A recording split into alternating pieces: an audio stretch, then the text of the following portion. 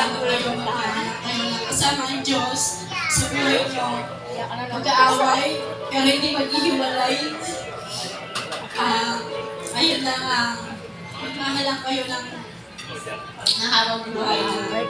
Sabagat, mahirap ngayon kasi nag-umpisa pa lang kayo. Malayo kayo isa sa isa't isa. Kailangan po ingatan niyo ang mga sarili at syempre, magkakaroon ka na ng sarili ng mga pamilya, pero nandito ko rin naman si Mama. Ito kayo lahat. Sino yung mahal mo? Paano na rin kasi nagiging pamilya mo na rin siya. Nagkakaiyakan na po dito, guys. Nagtitigan pa tayo. Nagtitigan pa tayo. Hindi natin na. Ayun na, pagmahalaga Iyak. nakasama ang Diyos. Thank you so much. Praise God sa akin naman. Higit sa lahat sa inyo na Sunod ka na? kabayan kayo ng Diyos sapagkat naniniwala ako na walang bagay na magiging matatag sa mundo libabaw na ito. Hindi kasi siya.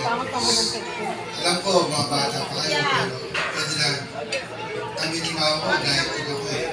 Katulad ni Daddy mo, di nabutin ko.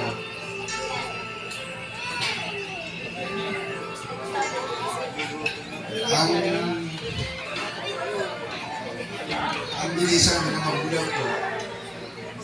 Kung ano yung kakasira namin, hindi siya. Nawa, maging masira ka. Suportahan natin. Kahit ang pamilya, hindi yan parang gamit lang o sawa ka na papalitan mo.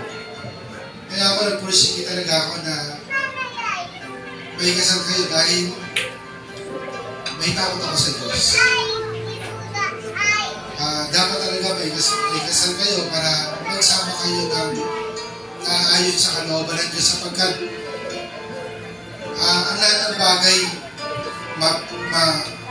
ma-please mo man, papasaya mo man yung makikipigyan nyo, makikitabi.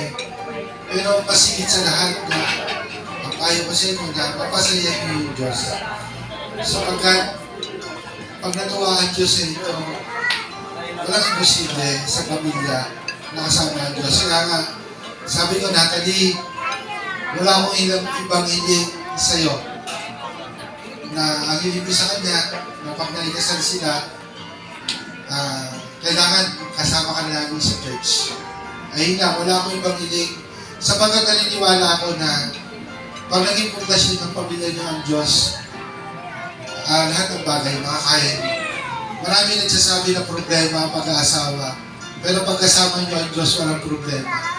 Ang Diyos ang bahala na magbigay ng solusyon sa lahat ng bagay. Pagkatiwala natin sa Diyos ang lahat ng bagay. Maki, ikaw, bata ka pa, Natalie, magkaroon kayo ng banal na takot sa Diyos at pilitin ninyo na makasunod at makapaglingkod sa Kanya habang kayo ay nabubuhay. Lamang nawa gabayan kayo ng Diyos na makapangyarihan sa lahat.